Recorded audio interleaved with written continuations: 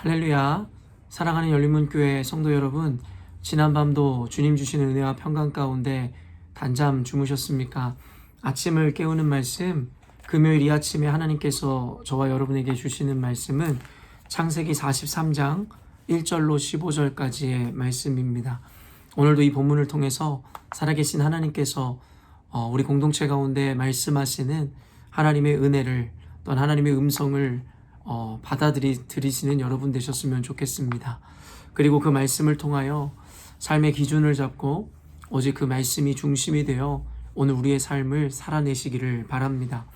오늘 본문에 대한 제목을 매일 성경에서는 잃게 되면 잃으리로다 라는 제목을 삼았습니다.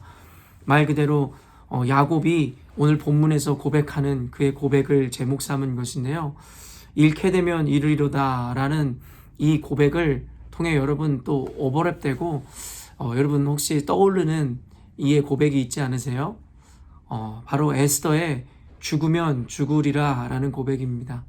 사실 에스더가 죽으면 죽으리라 고백했던 것이나 야곱이 잃게 되면 잃으리로다 했던 고백에는 자기 희생의 가치를 보여주는 고백이라 해도 과언이 아닐 것 같습니다. 오늘 본문에는 특별히 이 두 명의 희생을 보여주고 있습니다.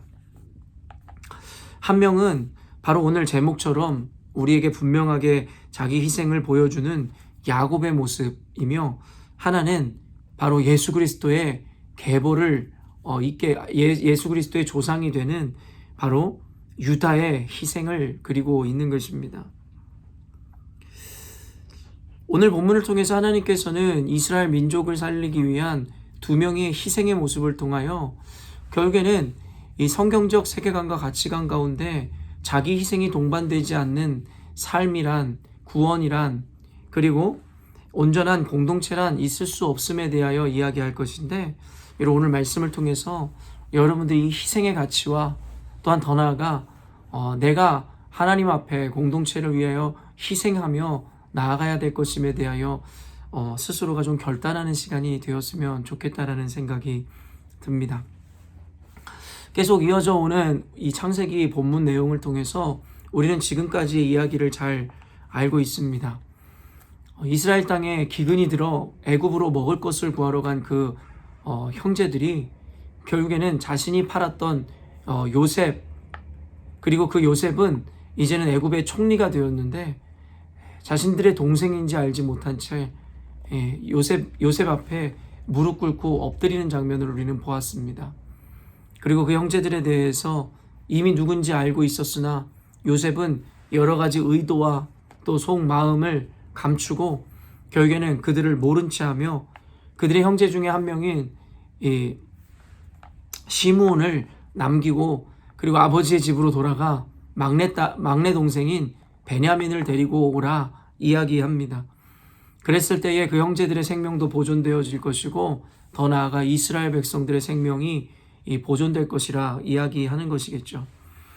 그래서 그 형제들은 시므온을 애굽 땅에 남겨둔 채 그 아버지에게로 와서 그 요셉 총리와 함께 약속했던 것과 같이 그 동생 베냐민을 데리고 가려고 하는 장면을 그리고 있더라는 것입니다.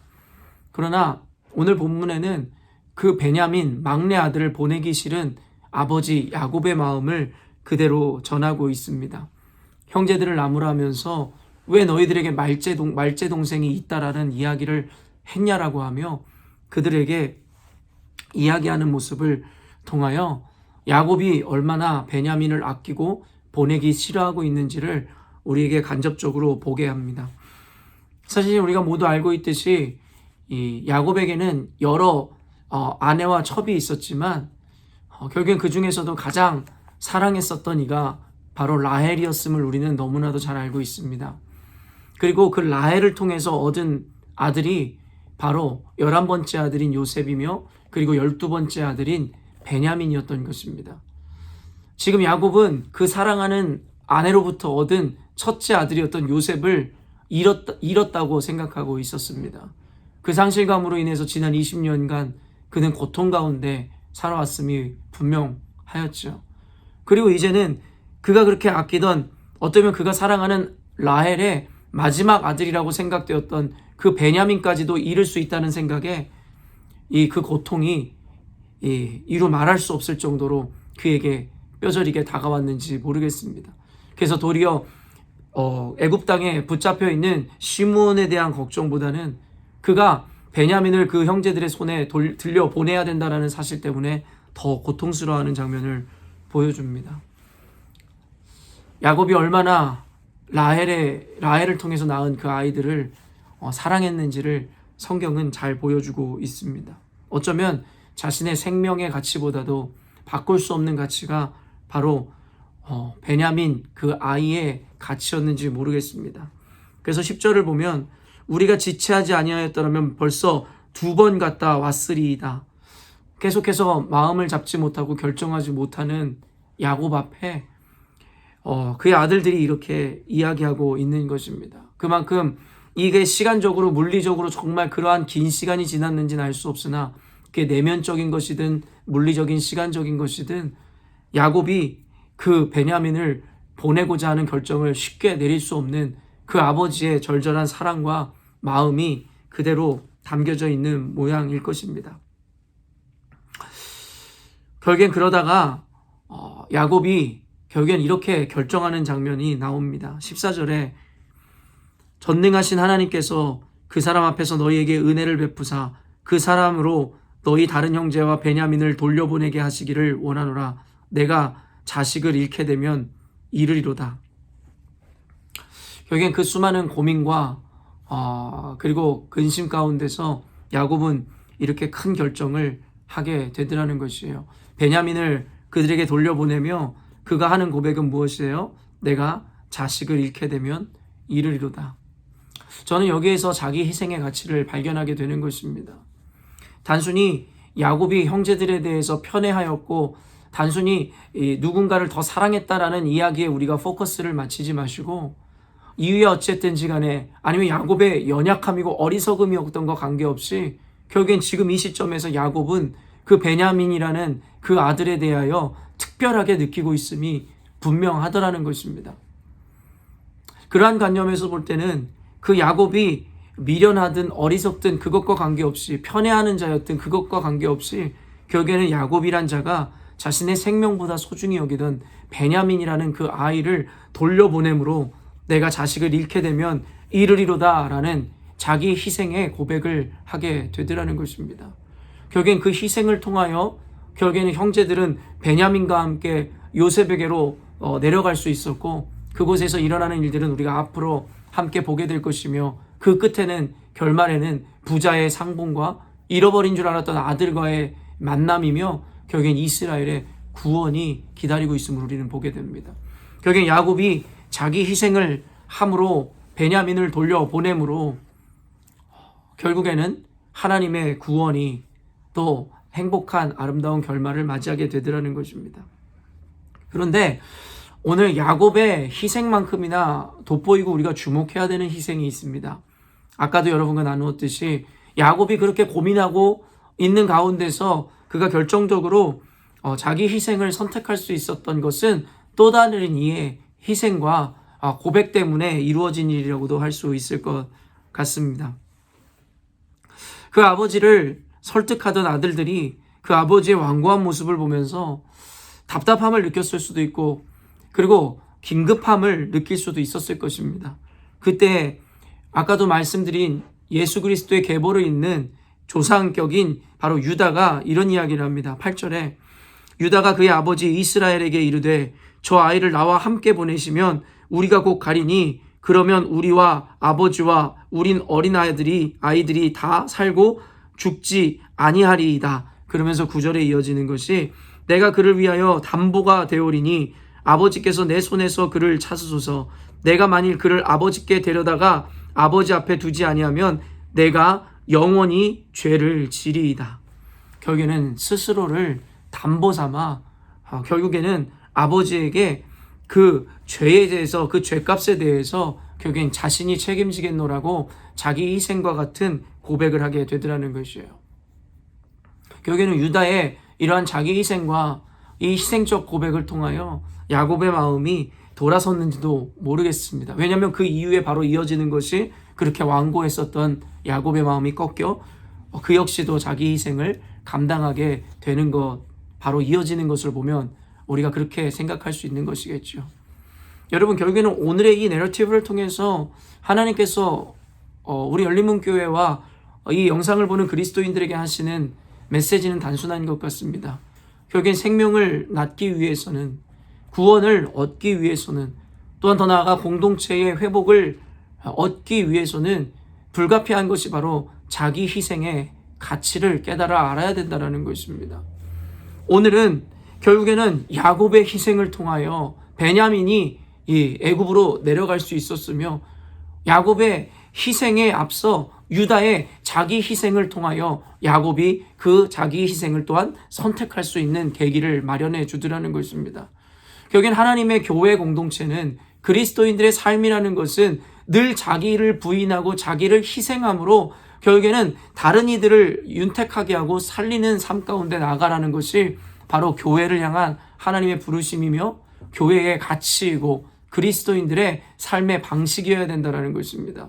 늘 자기를 부인하고 자기의 십자가를 지고 늘 희생함으로 희생의 본을 보이신 예수 그리스도의 길을 따라 걷는 것, 그것이 바로 저와 여러분 그리스도의 몸된 교회 가운데 요청하시는 하나님의 요구이며 요청이라는 것입니다.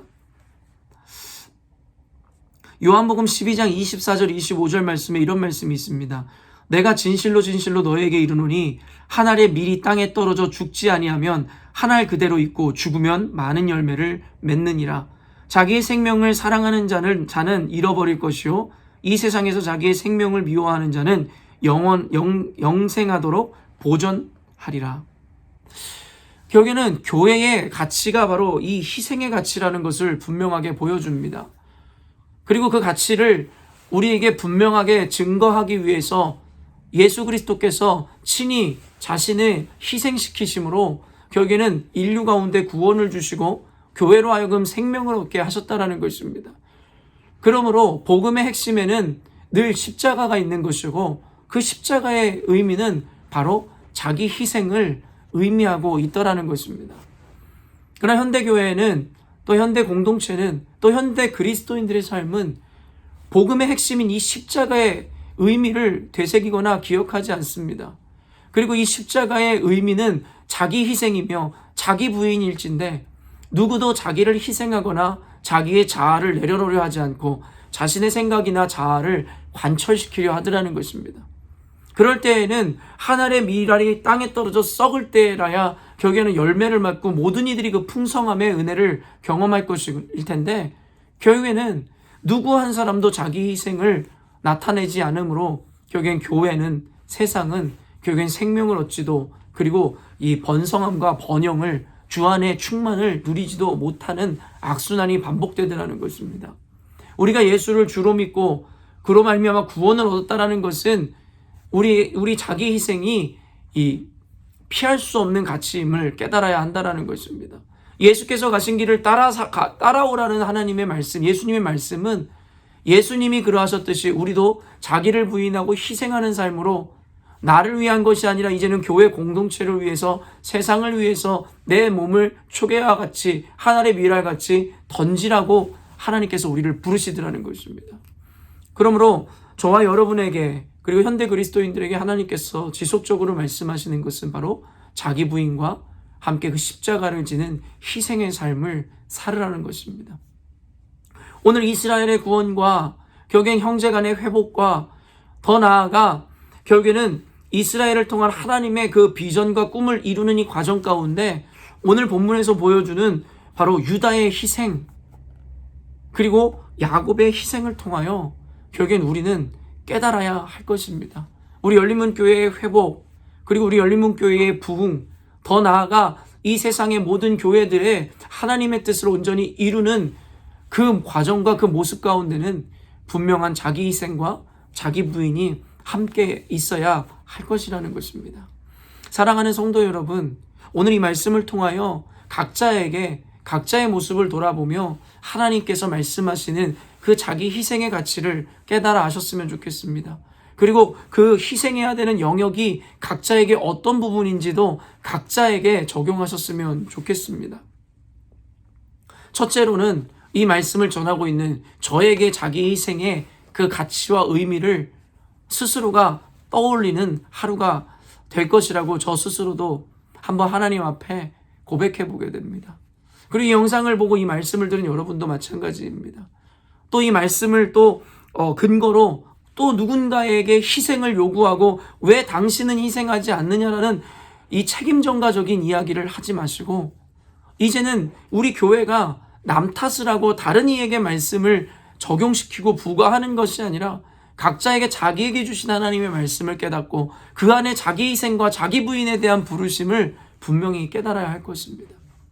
끊임없이 손가락을 남에게 향하여 형제를 나가라 이야기하는 그런 어리석은 자의 자리에 우리 모두가 나아가지 않아야 될 것입니다. 도리어 이 말씀을 통한 그 판단과 그 하나님의 마음이 남을 향하는 것이 아니라 나를 향할 때에 결국에는 이 자기 희생의 가치와 자기 자아의 부인이라는 의미를 깨닫게 될 것입니다. 우리 열린문교회가 또 현대의 시대를 살아가는 그리스도인들과 교회가 갈 길이 아직 멀은 것 같습니다. 하지만 분명한 것은 그 끝에는 하나님께서 작정하시고 계획하신 하나님의 뜻이 이루어질 줄로 믿습니다. 그 하나님의 뜻을 향하여 가는 이 여정이 조금은 힘들고 불편하고 어려울지라도 사랑하는 성도 여러분, 끝까지 견뎌주시고 그 과정 가운데 우리가 서로의 짐을 들어주며 서로를 끌어주고 당겨주는 그런 운명 공동체의 모습을 보여주기를 원합니다. 그러나 그러한 과정과 그러한 공동체의 모습으로 함께 하나님이 작정하신 그 결말을 향해 가기 위해서는 가장 기초가 되어야 되는 것이 자기 부인과 자기 희생이라는 가치, 여러분 잊지 않으셨으면 좋겠습니다. 오늘도 우리 모두 스스로를 부인하고 스스로를 희생함으로 우리 예수 그리스도께서 가신 길을 겸손히 따라갈 때에 우리 열린문교회뿐만 아니라 이 시대의 모든 교회 가운데 하나님께서 원하시는 궁극적인 부흥과 그 은혜와 번영과 번성함이 기다릴 줄로 믿습니다. 우리 모두가 그 은혜를 받아 누리시기를 주님의 이름으로 축원합니다. 함께 기도하겠습니다. 하나님 아버지, 오늘 본문 말씀을 통하여 유다가 보여준 자신의 희생, 또한 야곱이 보여준 그 희생의 모습을 기억하게 됩니다. 그들이 어떤 자였는지에 대한 판단보다는 그들이 어떠한 위치와 수준에 있었을지라도 결국엔 각자의 수준과 자리에서 각자의 희생함으로 결국에는 이스라엘의 구원과 온전한 회복을 경험케 되었듯이 하나님 아버지, 우리 열린문교회도 또한 이 영상을 보는 모든 그리스도인들마저도 하나님 이들의 희생을 본받아 우리가 남에게 책임을 전가하는 것이 아니라 각자 스스로의 수준과 환경 가운데서라도 각자가 할 수 있는 최상의 희생과 최선의 자기 부인을 통하여 우리 열린문교회가 다시 회복되어지고 부흥케 하여 주시며 각자가 속해 있는 공동체가 회복되는 역사가 임하게 하여 주시옵소서. 예수를 따른다라는 것, 예수님을 믿는 교회라는 것의 의미는 결국엔 그 복음이라는 것의 의미는 십자가이며 십자가의 의미는 자기 희생일진데 현대 교회와 교인들은 자기 희생하는 것을 그 가치를 잃어버린 채 결국에는 하나님과 전혀 무관한 복음을 받아들이고 살아가는 모습을 보게 됩니다. 하나님 아버지, 이 영상을 보는 모든 이들이, 저부터 시작하여 모든 성도들이 자기 부인과 자기 희생의 가치를 깨달아 알므로 우리 스스로를 땅에 던져 썩게 함으로 수많은 과실과 열매를 맺는 풍성한 은혜의 삶을 살아가게 하여 주시옵소서. 그럴 때 요한복음의 고백처럼 결국에는 세상에 짓밟히고 어쩌면 우리가 썩어져 죽은 것만 같지만 결국에는 그로 인해 주어지는 하나님의 은혜는 영생이며 영원한 하나님의 가치임을 깨달아 알게 하여 주시옵소서. 지금 엘리엇 선교사가 이야기한 것처럼 영원한 것을 위하여 영원하지 않은 것을 버리는 것은 바보가 아니라는 그 고백을 기억하게 됩니다. 영원하신 하나님의 나라와 그 가치를 위하여 우리의 자존심이든 우리의 연약함이든 우리의 자아든 하나님 아버지 거침없이 주저없이 버리고 희생하는 우리들의 인생이 되게 하여 주시옵소서. 주께서 우리 가운데 그러한 일들을 행하시고 주께서 이루실 줄로 믿고 감사드리오며 거룩하신 예수님의 이름으로 기도합니다. 아멘. 사랑하는 열린문교회 성도 여러분, 오늘도 주님께서 주시는 최고의 하루를 맞이하였습니다. 최고의 하루를 맞이한 만큼 주께서 성경을 통해서 우리에게 말씀하시는 최고의 가치들과 가르침을 따라 오늘도 주님 앞에 승리하시는 삶을 사셨으면 좋겠습니다.